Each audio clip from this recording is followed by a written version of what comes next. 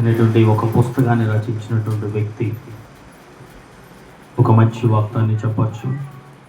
ఆయన అంటాడు, నా జీవితంలో నేను ఎలాగైతే ఉండాలనుకున్నానో అలాగ నేను ఉండలేకపోవచ్చు, కానీ నేను ఎలాగో బ్రతకాలనుకున్నానో అలాగ నేను బ్రతకలేకపోవచ్చు, కానీ అయితే ప్రభు అయినటువంటి యేసు క్రీస్తుని నేను అనుసరించి జీవించిన తర్వాత నేను ముందున్నట్లయితే ఇప్పుడు లేను అని సాక్ష్యం ఇచ్చాడంట.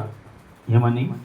ముందున్నట్లయితే నేను ఇప్పుడు లేను, ముందున్నట్లుగా నేను ఈరోజు జీవించలేను, ముందున్నట్లుగా ఈరోజు నేను బ్రతికలేను, ముందు ఉన్న విధముగా ఈరోజు నేను లోకంలో కలిసి జీవించట్లేదు. నేను ఇలా ఉన్నాను అనంటే దానికి కారణం దేవుడు మాత్రమే అని సమాధానం ఇచ్చాడంట. ఆమేన్. ఈ రోజున మన జీవితంలో కూడా మనం అనుకుంటూ ఉంటాం, నేను అలా ఉండాలి, నేను ఇలాగ బ్రతకాలి, నేను ఇలాంటి ఆశ కోరికలు అనేక నా జీవితంలో ఉన్నాయి అన్నటువంటి ఆలోచన మన జీవితంలో ఉండొచ్చు. కానీ వాటన్నిటిలోని మించినటువంటి పరిస్థితుల్లో నుంచి దేవుడు మనల్ని ఈరోజు తప్పించుడు. ఈ ఫ్యామిలీ ఆప్షన్ వాటన్నిటి పరిస్థితుల నుంచి ఈరోజు దేవుడు మనల్ని విడిపించి ఈరోజు మనం ఏమై ఉన్నామో అది కేవలం దేవుని కృపలో మాత్రమే అయి ఉన్నాము. ఈరోజు ఎంతో మందికి లేనటువంటి జీవితాన్ని, ఎంతో మందికి లేనటువంటి ఆశీర్వాదాన్ని, ఎంతో మందికి లేనటువంటి గొప్ప ధన్యతని దేవుడు ఈరోజు ఎవరికి ఇచ్చాడు? మనకి ఇచ్చున్నాడు. ఈరోజు చాలా మంది వారిని నిందించుకునేటువంటి పరిస్థితులు లేకపోలేదు. నేను అలా ఉండాలి, ఇలా లేను, నేను అలా ఇలా ఉండలేకపోతున్నాను అనేటువంటి అనేకమైన సమస్యలు, శోధనలు మన జీవితంలో ఉంటూ ఉండొచ్చు, సమస్యలు ఉంటూ ఉండొచ్చు, ఇబ్బందులు ఉంటూ ఉండొచ్చు, ఆటంకములు ఉంటూ ఉండొచ్చు, అనేకమైనటువంటి పరిస్థితులు మన జీవితంలో ఉండొచ్చు. కానీ వాటన్నిటిలో నుంచి కూడా నిన్ను విడిపించి నిన్ను ఆదరించగలిగినటువంటి దేవుడు ఈ దినాన చెప్తున్నటువంటి మాట, నీకు కలిగిన ప్రతి శ్రమలో నుంచి నిన్ను విడిపించగలిగినటువంటి సామర్థ్యం కలిగిన వాడు, అలా ఈ రోజున నీ జీవితాన్ని మార్చి ఆశీర్వదించగలిగిన వాడు ఈ రోజు మనతో చెప్తున్న మాట, నువ్వేమైనావో ఆ పరిస్థితుల నుంచి నేను చక్కబెట్టగలిగిన బలవంతుడు ఆయన ఉన్నాడు. ఆమేన్. ఈ రోజున ఒక మంచి పాటను మనం తెలుసుకుందాం. అపోస్తలుడైనటువంటి పౌలు గారు ఒక మాట చెప్తారు. రోమీయులకు రాసిన పత్రిక 7వ అధ్యాయము 15వ వచనం నుంచి 24వ వచనాల వరకు కొన్ని మాటలు మనం చూసినట్లయితే, రోమీయులకు రాసిన పత్రిక 7వ అధ్యాయం 15వ వచనం 24, ఎలయనగా నేను చేయనది నేను ఎరుగుదును, నేను నిచ్చునది చేయక ద్వేషించినదే చేయుచున్నాను, కావున ఇకను దాన్ని చేయనది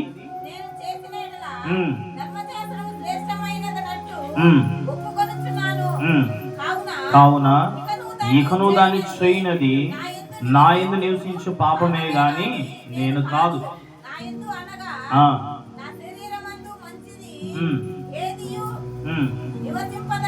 నివసింపదని నేను ఎరుగుదును, మేలైనది చేయవలనను కోరిక నాకు కలుగుచున్నది కానీ దాన్ని చేయుటకు నాకు కలుగుటలేదు. నేను చేయగోరు మేలు కీడు చేయుచున్నాను, చేసిన ఎడల పాపమే గాని ఇకను నేను కాదు. కాబట్టి నేను చేయగోరు మేలు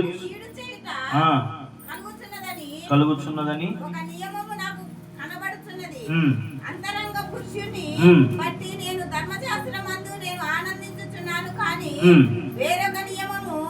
నా అవయవములలో ఉన్నట్లు నాకు కనబడుచున్నది. అది నా మనసు నందున్న ధర్మశాస్త్రముతో పోరాడుచు నా అవయవములలోనున్న పాపమనునకు నన్ను చేరపట్టి లోపరుచుకొనుచున్నది. అయ్యో నేనెంత దౌర్భాగ్యుడను, ఇచ్చి మరణముకు లోనగు శరీరము నుండి నన్నెవడు విడిపించును. చూడండి, అపోస్తలుడైనటువంటి పౌలు గారు చెప్తున్నటువంటి మాట, నేను చేయాలి అనుకుంటున్నాను కానీ దాన్ని చేయలేకపోతున్నాను. నేను ఉండాలి అనుకుంటున్నాను కానీ నేను అలాగూ ఉండలేకపోతున్నాను. నేను అలాగూ బ్రతకాలి అని అనుకుంటున్నాను కానీ అలాగూ నేను బ్రతకలేకపోతున్నాను. మనం కూడా చాలా మంది అనుకుంటూ ఉంటాం, మనం ఇలా ఉండాలి, ఇలా ఉండకూడదు, ఇలా ప్రార్థించాలి, ఇలా ప్రార్థించకుండా ఉండకూడదు, ఇలా వర్తమాన అనగా వాక్యాన్ని చదవాలి, ఇలా చదవకుండా ఉండకూడదు, ఇలా వాక్యాన్ని వినాలి, ఇలా వినకుండా ఉండకూడదని అనేకమైనటువంటి పర్యాయాలు మన జీవితంలో మనం అనుకుంటూ ఉంటాం. అనేకమైన కార్యాలు మనం అనుకుంటూ ఉండొచ్చు. కానీ లేఖనము చెప్తుంది, అపోస్తలుడైన పౌలు గారు అంటున్నారు, నేను ఏదైతే చేయకూడదు అనుకుంటున్నానో నేను దాన్నే చేయనట్లుగా నా శరీరము నన్ను ఏం చేస్తుందంట, ప్రేరణకి తీసుకొని వస్తుందంట. ఈ రోజున మన జీవితంలో ఏదైతే మనము చేయలేక మనం దిగులు పడుతూ, ఇబ్బంది పడుతూ, చింతిస్తూ, రోధిస్తూ, ప్రలాపిస్తుంటున్నావో వాటన్నిటిలో నుంచి నువ్వు విడిపించబడుటకు నిన్ను విడిపించగలిగిన బలవంతుడు ఎవరైనా ఉన్నారు అని అంటే అదెవరు? ప్రభువైన యేసుక్రీస్తు మాత్రమే. నిశ్చయముగా మీ జీవితంలో మీరు ఏదైతే చేయాలని మీరు ఆశపడుతున్నారో వాటిని చేయడానికి దేవుడు మీకు ఏం చేయగలిగిన వాడై ఉన్నాడు, మీకు సహాయము చేయగలిగిన వాడై ఉన్నాడు. ఏం చేయగలిగిన వాడై ఉన్నాడు? మీకు సహాయము చేయగలిగిన దేవుడు అంటున్నాడు. అపోస్తలుడైనటువంటి పౌలు గారి వల్ల నీవు నేను కూడా అనుకుంటూ ఉండవచ్చు, అయ్యో నేను ఇది చేయకూడదు, నేనెంత దౌర్భాగ్యుడును అంటున్నాడు. ఏమని అంటున్నాడు? నేనెంత దౌర్భాగ్యుడును, మరణమునకు లోనకు శరీరము నుండి నన్ను ఎవడు విడిపించును. ఈ దినాన ఆత్మ చెప్పుచున్నటువంటి మాటన కాక శరీరమును ప్రేరేపిస్తున్నటువంటి కార్యములే చేస్తూ జీవించేవారు లేకపోలేదు. చూడండి, ఆత్మ ప్రేరేపిస్తున్న కార్యములు చేయవాడు ఆత్మీయుడైతాడు, శరీరము ప్రేరేపించు కార్యములు చేయవాడు శరీర సంబంధి అవుతాడు. ఈ దినాన్ని మాటలు వింటున్నటువంటి మనము ఆత్మ ప్రేరేపించుచున్నటువంటి కార్యములు చేయగలిగినంత ఆత్మీయమైన స్థితిలో మనం ఉన్నామా, లేకపోతే శరీరము మనల్ని ప్రేరేపిస్తున్నటువంటి కార్యములు చేయగలిగినటువంటి శరీరానుసారములుగా మనం బ్రతుకుతున్నామా? లోకములో చాలా మంది ఈ రోజున ఏ పనులు చేయడానికి ఇష్టపడుతున్నారు అంటే ఆత్మ చెప్పుచున్నటువంటి పనులు చేయడానికి ఎవరు కూడా ఇష్టపడటం లేదు. శరీరము ప్రేరేపించబడుచున్నటువంటి ప్రేరణకు లోనయ్యి మనకున్నటువంటి పరిస్థితులను మనము పోగొట్టుకున్నటువంటి పరిస్థితులను మనం మిగిలిపోతున్నాం. నా ప్రియ సంఘమా, ఇద్దరు అపోస్తలుడైన పౌలు గారు బాధపడుతున్నట్టు నీవు నేను కూడా బాధపడవచ్చు. చాలా మంది అనుకుంటూ ఉంటారు, మనం ఆర్థిక పరమైన పరిస్థితుల్లో, ఆరోగ్యపరమైనటువంటి పరిస్థితుల్లో, ఆహార సంబంధమైన పరిస్థితుల్లో, వస్త్ర సంబంధమైన పరిస్థితులను బట్టి మనము చింతించు వారం మాత్రమే కాదు, కానీ ఇంకా దేని బట్టి చింతించే వారమే అన్నమాట. దేని బట్టి? ఎవరైతే ఆత్మీయులుగా జీవిస్తున్నారో వారు ఆత్మ చెప్పుచున్నటువంటి కార్యములో కూడా చేయడానికి వాళ్ళు ఏం చేసుకోవాలా? చక్కబెట్టుకోవాలి. ఈరోజు ఎంతమందికి ఇలాంటి చింత కలిగి ఉన్నారు చెప్పండి? నా మనస్సు నన్ను ప్రేరేపిస్తున్నా, దేవుని ఆత్మ నన్ను హెచ్చరిక చేస్తున్నా, దేవుని ఆత్మ నన్ను సూచిస్తున్నా, దేవుని ఆత్మ నన్ను నడిపిస్తున్నట్టు మార్గములు నేను నడవలేకపోతున్నాను, జీవించలేకపోతున్నాను, ఉండలేకపోతున్నాను, చేయలేకపోతున్నాను ఆలోచన ఎంతమందిలో కలిగి బాధపడే వాళ్ళు ఉన్నారు?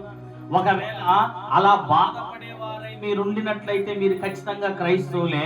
అలా బాధపడినటువంటి పరిస్థితులు మీరు ఉండినట్లయితే మీరు ఖచ్చితంగా క్రైస్తవులైతే కాదు. అర్థమైందా? మనకు మనం ఒక బోర్డు తగిలించుకోవచ్చు, ఆమె క్రిస్టియన్. బట్ మన యొక్క మనస్సాక్షి మనల్ని గద్దించినప్పుడు, మన మనస్సాక్షి మనల్ని ఏం చేస్తున్నప్పుడు, మనల్ని నిందిస్తున్నప్పుడు, గద్దిస్తున్నప్పుడు మనము దానికి లోబడగలిగినటువంటి మనస్సాక్షి కలిగిన వారమై ఉండాలి. ఈ రోజున మన జీవితాలు ఎలాగయ్యాయంటే ఎంతసేపు అయినా శరీరాను సంబంధమైనటువంటి కార్యములను మనం చేయుటకు మనము ప్రేరణకు తెచ్చుకుంటున్నాము, కానీ ఆత్మ సంబంధమైన కార్యములను మనము చేయుటకు ఎంతమంది వారిని వారు పురికొల్పుకోగలిగినటువంటి పరిస్థితులు వాళ్ళ ముందు ఉన్నాయి. ఈ రోజున శరీరమునికి ఏమి కావాలో మనం ఆలోచన చేస్తున్నాం, కానీ మన ఆత్మీయ జీవితానికి మనకి ఏం అవసరం, మన ఆత్మకి ఏం కావాలి, ఏముంటే మన ఆత్మ జీవిస్తుంది అన్నటువంటి ఆలోచన మాత్రం చాలా మంది ఈరోజు కనబడట్లేదు.